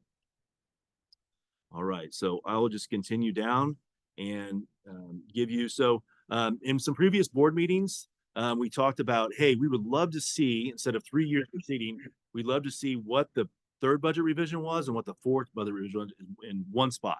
So we can quickly see, instead of going back and forth between the third budget revision, the fourth budget revision. So now you can see the budget revision for third and fourth and quickly see that comparison. And so now if anybody has a question about why that number go up, go down, it's a nice quick comparison and you can see those totals in one nice spot. And so that is a piece that we added to this fourth budget revision that we did not have in the third budget revision. And then another piece that was asked for was we split out in the 2000s functions, we split out functions 2000 through 2199, and then 2003, sorry, yeah, that should read 2299, I'm sorry. And then 2300 above. And so that was able to kind of split out the 2000 functions, because anything below 2300 is meant for support services student. Anything 2300 above is support service administration. So instead of just having all 2000s, we split those into two groups. And then of course your 3000s and above, and then your 1000s, which is your instruction. So made that change as well. And then at the end, if there was a difference between the third budget revision and the fourth budget revision, you more than 10%, then you have this variance report that shows what that function was. So like for function 2114, if we go back up here real quick, you'll see that's more than 10%. I'll find it here real quick. So that's student records. And then because 10% of 60,000, 6,000, that's a bigger change than that. There's an explanation of why that occurred in that variance report. And at the very end, we have a budget summary that kind of gives a wrap on the year. And so after all the dust is settled, yes, unrestricted funds were all funds. We're going to be in the black, about $400,000. But just funds 1 and 2. And the reason we focus on funds 1 and 2 is everybody talks about the reserve ratio, which talks about how much money you have in the bank in funds 1 and 2 versus how compared to your expenses and what that percent is. About 20 to 25% represents about 3 months of operating expenses in the bank. And so if we had no revenue, we could handle our expenses for that amount of time. We're looking to be about $67,000 in the black for this fiscal year after the dust settles. Obviously, we won't know the finite number, the final number. It's so Karen does her SBR. She'll be able to give you that report in September. No pressure on that. I guess I just said you'd have it done by then, but typically that's the month. Okay, there you go. So have that in September and ready to go. And so if we estimate that, that should put our ending fund balance at about 22.55%, which is right in line with your board policy and finishing up the year nicely. So be happy to answer any questions you guys have. I just want to say, this is so good. When I started in 2020, we had the form in the next thing. We had none of this. We had Wayne's big way of doing it. So you have worked along with a lot of other people and came up with this very well. I can understand, have no finance background. I can understand it. So thank you very much for doing all that. Everybody that was involved with that. Sure, absolutely. Wayne actually was a big help in starting that. Good. And so me and him were the numbers person, but Minnie makes it look pretty. And so it was the team of three. That's why I knew there was a big team. So Exactly. thank you. Yep. And so, going forward, I'm very, very confident in Mindy, Karen, and Dr. Moss to continue to work through this document and make it look nice. Obviously, Karen and Dr. Moss will do the numbers and then make it look nice in the end. So, Yeah. Not just nice, but like understandable. Information. That's huge. Yeah. That's a big thing. Always like to say digestible. Yeah. Yeah. Yeah, consumable. It's, we made minor tweaks from revision to revision. And I think it just slightly improves itself as we go. And I think it's been more helpful for everybody. The 2 points I like to bring up about it is that going back to all the hard work that the board's done and administration on aligning our budget with our goals, right? And that's a reminder that's in these budget documents all the time. And we are making progress in our goals, and that's what that's what we've been trying to achieve, is to align all this and make sure that we're not doing something that may not help us get where we would like to go with our staff and where we would like to do with our capital improvement projects and everything else. And so it's been a big step forward, and I've enjoyed the process, and I know a lot of people have put in a lot of hard work. The other part I would like to point out is there were some increases for like elementary school and middle school and high school from the 3rd revision to the 4th revision. And the result of that was there were some more investment into those schools in this 4th quarter. And if you guys could elaborate a little bit more, I don't know if that might have slipped by some folks in there in that complex document, but I just would like to highlight the fact that has happened in this quarter. So absolutely. That's one of the notes Karen and I took from our meeting with you guys on Monday, and we went back and talked with Robert. As we mentioned Monday, one of those things is our subs. When you have a higher sub fill rate, which was a product of this year, thankfully Ms. Davis has shared those updated reports on it multiple times. That is when we also had just some investment in the schools based on questions asked and requests from those building leaders.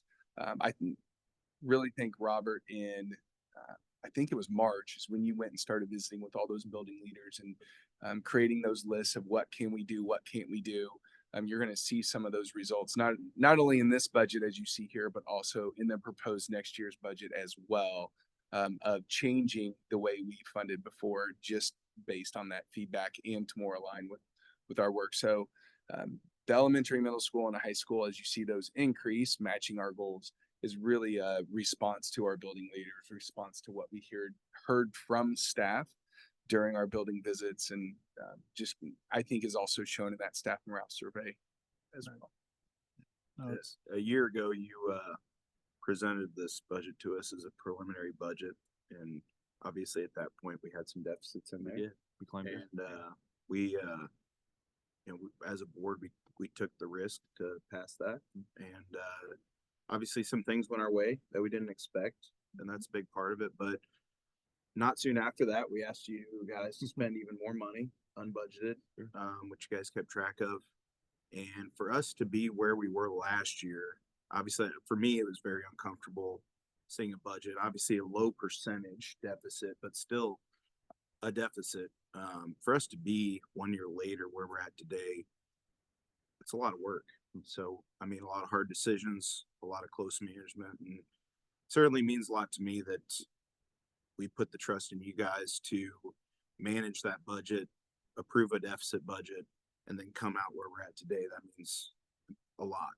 So, and I truly am just the messenger. It really takes like I don't think Michelle's ever over budget in 17 years. So it takes people to manage their budget. I'm really just the messenger. Yeah. And so let's say people spent wirely, didn't pay attention to the budget numbers, and I came back and said, gosh, we're 800,000 over budget because we overspent these supplies. I'm really just the messenger. And so it really takes the people in the buildings to, respect those numbers, follow those budgets, and to align with what they do to, have an ending number like that. but just to set the tone for our next bullet point, which is another preliminary budget with some deficits. We were in this exact same position last year, and the entire administration was able to manage the budget, even though we kept adding spend, which was a calculated risk that we were confident in. For us to come out, obviously, just a really good example that it is possible. Right. And it's everybody's used to doing that. You guys have the levers in place to be able to maneuver those deficits and come out and keep the district in a good spot. And I think that is worth noting. It was two-sided too. One, not spending over your allotted budget, but two, finding new revenue sources. Andre does a great job finding grants, finding different ways to fund things, buying things from garage sales, doing everything she can to keep costs down and get additional revenue. And Denise as well, working in federal programs, Children's Service Fund, finding ways to pay for it through the Children's Fund where we used to pay for it out of a different budget, our safety grants, all those different things. So finding that revenue as well help bring those numbers back where they're at. And I know Randy down there, you've even mentioned ECFs. Yeah. You guys ECF take funding, on a 300 some, tremendous- 400 some thousand, pay for those Chromebooks. Right. So that is money that we would have paid out of operations, because Chromebooks don't cost more than $1,000. And now we're able to fund that. Yeah, even taking on work that could be easily contracted out. Right. That's Yeah. helpful. So just appreciate you guys managing the district's finances as well as you guys did. And doing it to the point where it's still aligning with our goals, right? It's Not holding us back. right. It's not holding us back, and it's actually doubling down on what we've been trying to work on, which is paying our staff and investing in our classrooms for our students. So everything is coming together and it's real positive, and I appreciate everybody's hard work. So I'd second what Patrick was saying. So, all right. More questions about the fourth budget revision? If not, do we have a motion to approve the fourth budget revision as presented? So moved. Second. We have a motion and second. Any further discussion? If not, please vote.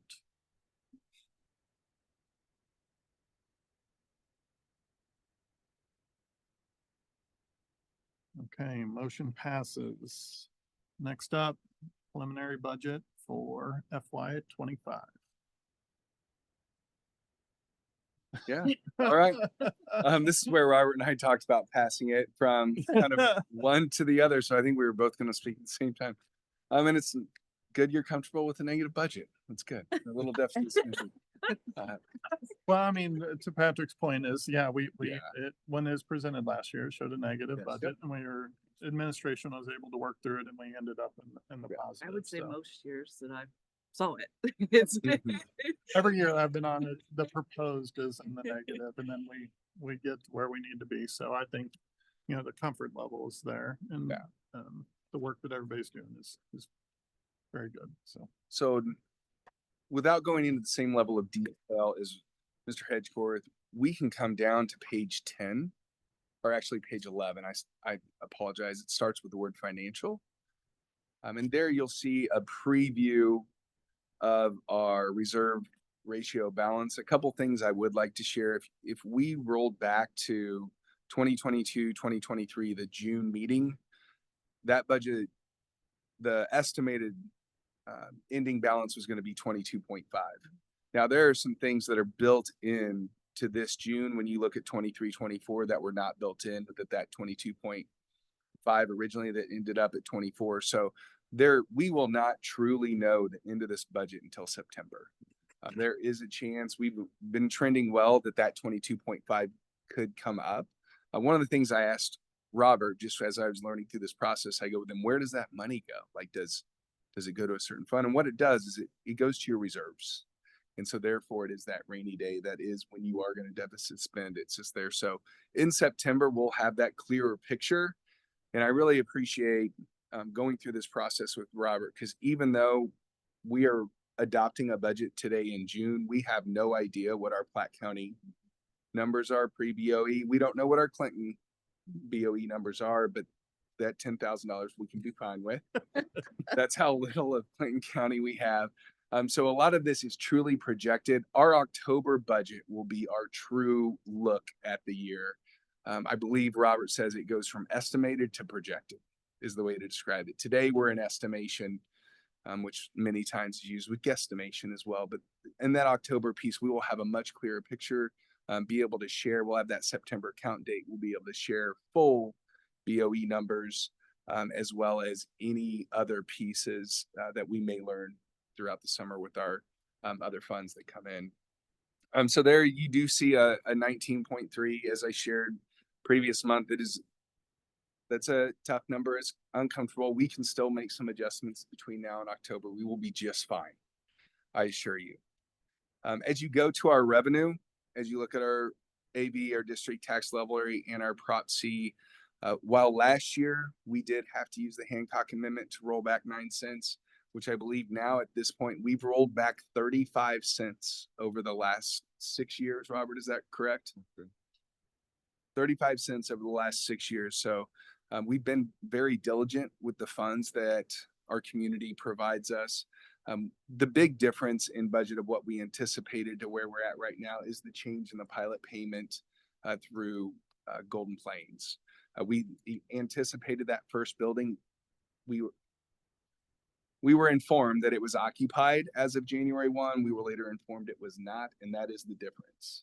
When you don't have a $270 million building come on the tax roll, even though it would be at 25%, that is the difference in what we're receiving. Thankfully, the district has been good stewards and we're able to make that impact. I always tell everyone, we just wanted to spend that money twice. Now we're only going to get to spend it starting next year with the assumption that it does come on the rolls. Our levy right now remains unchanged. As Robert shared in September, we will look at that. Our Prop C is still really strong. That continues to increase from the state. We will not know about any type of increase well into February, March. I think it was April that we finally felt confident that to bake that into last year's budget. We did take a hit, as Denise has shared in the Friday update, from our Children's Services Fund. So we did make some adjustments in what we were going to spend. It's still a tremendous amount of money for our students and our staff to use as a resource. As you go down to the next page, it talks about our expenditures. And when you talk about aligning to our strategic plan, when you discuss aligning to the board goals, compensation is our biggest increase in expenditures for the upcoming year, as it should be. Besides the, on average, when you include the step, a 7.6% increase on the certified salary schedule, we did remove A and C from that certified salary schedule and added steps 25 and 26, masters and beyond. And then on the classified, with your consent agenda approval, we added step 18, which is something classified salary schedule or salary committee has asked us to consider all the way to year 20. The next one is unusual. Most school districts that I spoke to, as we were talking in January and February, did not have the opportunity to not have an increase in health and dental. While the recommendation was and approved to make a shift of $8 of contribution from dental to medical, the board commitment remains flat, and we still provide 3 medical plans and a dental plan for all staff. Free for themselves, free of charge. That is unusual. I will tell you, most school districts will offer one that looks very different than the others that you pay up for. Very few offer dental as a paid opportunity from the district. We also have strong reserves in our medical. I believe right now we're at over $400,000 kind of banked in there. We won't know the end of this year. June and July are more expensive months because it's when our staff can use that without having to take time off. But we are in very good shape there. And as you go down, one thing I do want to point out at the bottom of 14, you will see at the 24-25 that projected, the weighted ADA is going up from the state. The only reason ours goes down is simply student population. There is an anticipation that that will go up again a year from now. Whether that actually happens, we don't know, but that is a positive, very positive step from the state that they continue to push and fund those pieces. Next, we can go down to page 16, where, as Robert shared, we start breaking down the different functions. A couple that I do want to point out that as we've continued to revise this, we found some places on line 12 or on function 12-22-21. We had a staff member that was double entered in that, just so you are aware. So that will come down by a salary. Just so you're aware, that is the same thing that occurred as you go to the next page on 21-52. We had a staff member that was double entered there when you see that big change. 23-29. What was the first one you said? What number? 12-21. 12-21. I had that written down. I was gonna ask you. Yeah, we Okay. had a staff member that was double entered. Same thing with the other. It's that time of year when tonight you guys approve all of that personnel report, and then tomorrow the work starts at 6:30 a.m. trying to get all that entered, and then we check and review, and we check and review. It really gets cleaner and quieter come August when we have all those hires done. The hires that occur after that are usually your coaches, your classified positions that we're able to continue to clean. 23-29, our district director services, that also made a jump as well. That's based on how we replace staff members there. And we replace staff members with more veteran, more experience, particularly Andrea's process coordinators are in there. And I believe you hired 3 new ones. Is that correct? So 3 out of 4. That's a big change. The 25-42, the care and upkeep in our buildings. There you see a big change with salaries and benefits for the employees that fit in that group. But then we also have the transportation facility coming on. So counting on those utilities, I think water was already mentioned. Robert, what did we pay for the line to come in? $22,000. For our water line to come in from the city. 2-inch line. And that 2-inch line brings a lot of water. Does it have any lead in it? No. We will do that test as well. That is there. I want to show you guys an example of 25-49. While our focus is mainly on funds 1 and funds 2, if you look at 25-49, other operation and maintenance services, I mentioned in the Friday updates opportunities, as was shared earlier, from our bond interest, as well as any bond savings, which we won't know until all those are complete, how they can help offset costs while it stays in Fund 4. The majority of 25-49 is Fund 4. So if you think about things that would finance our ESCO program, we're meeting with them tomorrow for them to start their, what audit is it called? The investment grade audit. Investment grade audit. We'll have more information that will inform that line beginning in August and September for you guys to take action either at that time or even in October when we're bringing that next budget to you. But that is an example of where we can use some of our bond interest savings to help offset the deficit that we have for the year. Again, just want to continue to reinforce, we are fine with where we are. We are in a place where we know revenues coming next year is a reassessment year. You have seen some of the growth, commercial growth south of McDonald's, and they are continuing across the road, which my understanding is the next phase is some additional commercial as well as some multifamily homes, moving back to single family homes. And then as you go all the way to the bottom, page 22 is a addition. You can see on the 4th budget revision, there was the second to last page that highlighted the differences, positive or negative, by 10%. This shows our funds and any transfers that occur within those funds. So we have always attached that working copy because it didn't have this piece. This can technically be used as our budget moving forward. Certainly supply the working copy. That's never a concern, but this was the other piece that we needed to add. And then as you look at that last summary page again, this is really an estimate and in some ways a guesstimate. We'll have a much clearer picture in October. We'll adopt our tax rate for the next school year in September and really have a clearer picture, but would be happy to answer any questions. But knowing we have our retreat on Saturday, I don't think that paying our staff is going to change as a goal. And this budget aligns with that. I don't think our class size adjustments that we made at the elementary, our reading teacher, our SPO positions are going to change for goals. And I think that this budget does align with what our goals were this year, as well as pieces of what will be our goals moving forward. I think in this document, the one thing that I would say from a finance committee perspective, what you don't see in the document is the time that the finance committee has worked with our administration on projecting more than 1 year out. So there is a certain degree of comfort with where we're going to be regardless. Kansas City, Missouri is not, they're not arguing the calculations and our estimates of what's coming in.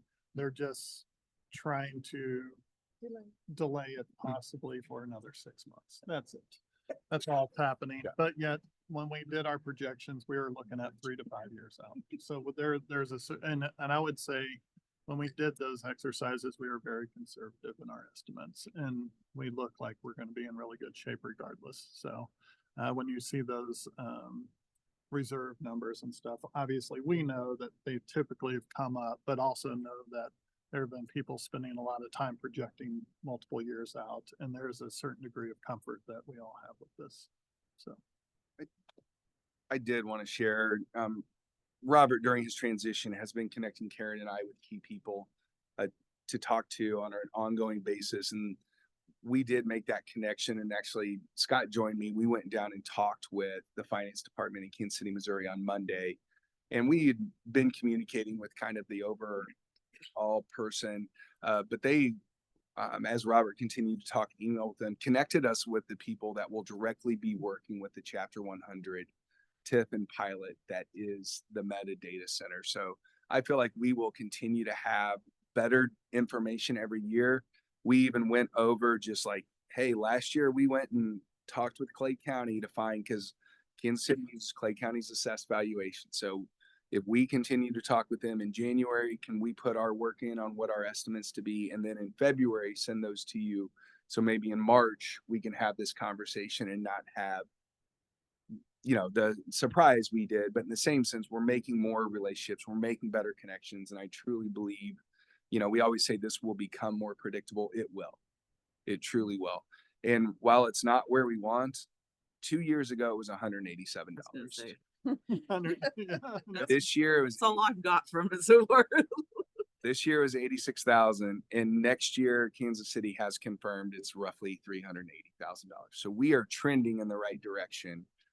and then after that is If the full building, Clay County estimated to be worth $440 million, the first building. So it was $270 million on January 1.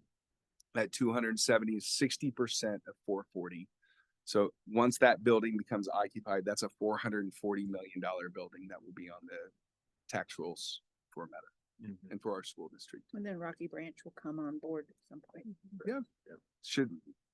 Would not surprise us if we see dirt moving in the next weeks or month. Robert, anything that you would share regarding? Yeah, bottom of page 22, mentioned a couple things.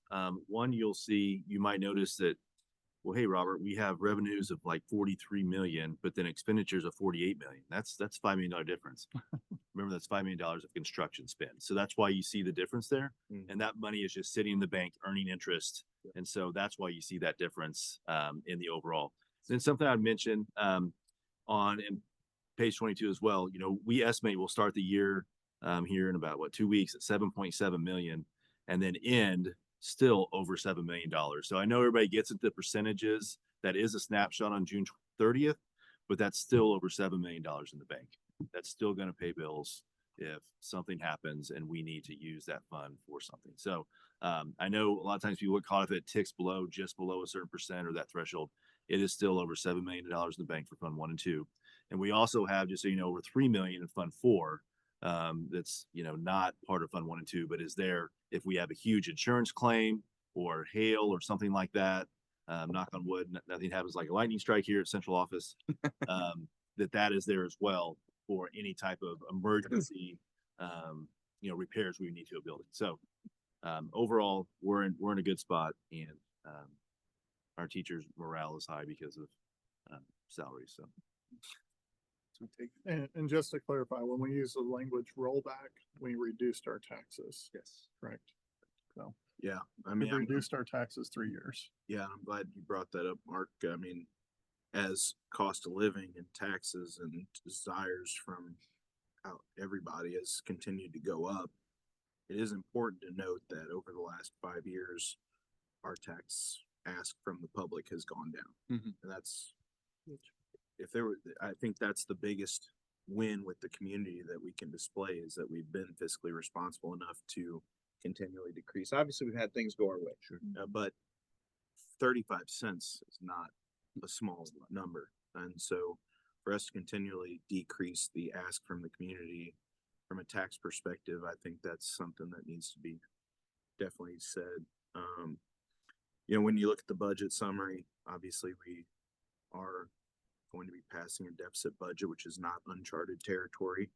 But a couple big wins that I just wanted to mention, you know, when you look at the last several personnel reports, we have a lot of veteran teachers that we're bringing on, which you know, it shows the work that the entire district's been doing, but those are higher salaries to bring those veteran teachers in. Obviously, that's a good thing for our students and for the district, but for the work that we're doing to be bringing those veteran teachers in, it comes with a higher cost, but that's what's right for the students. We've put a lot of conversations in our rearview mirror relative to class sizes, relative to subs. All of those decisions we made have had positive impacts. And we've been, like I said, we've been able to put them behind us to where they're not continually coming up like they were last year.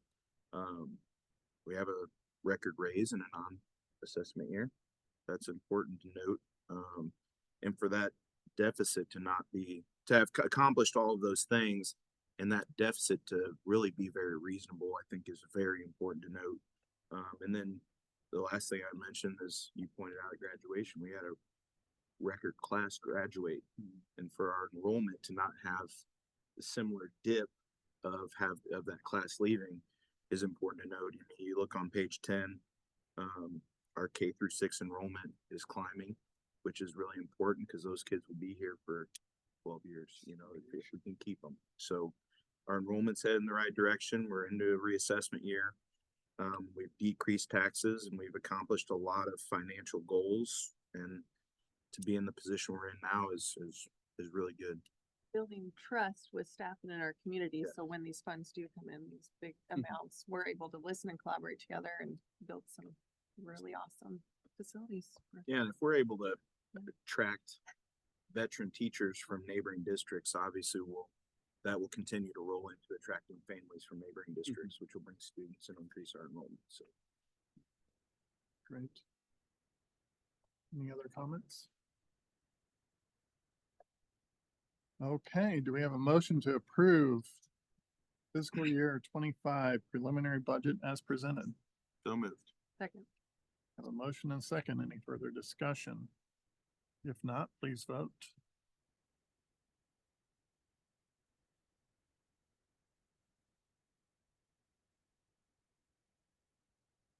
Motion passes. Okay, 11.5 supplemental pay A for June 2024. We have a motion to approve the supplemental pay A for June 2024 as presented.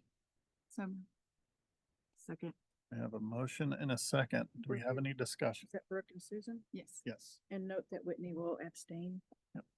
Thanks, Karen. Do we have any discussion on this item?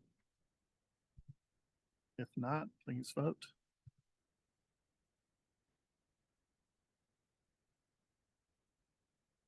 Okay, motion passes.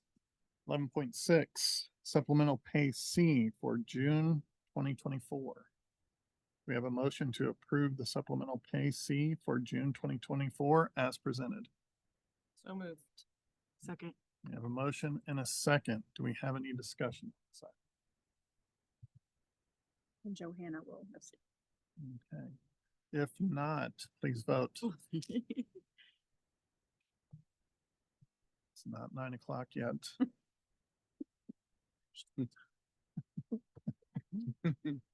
Motion passes. 12.0 or 12.1. We have a motion to adjourn. So moved. Second. Motion and a second. So if there's any discussion, Never is. please vote. Oh, there you go. Come on, yay. Good job, everybody. Thank you for coming. No, Yeah, we appreciate it. passes. Oh, go, go, go.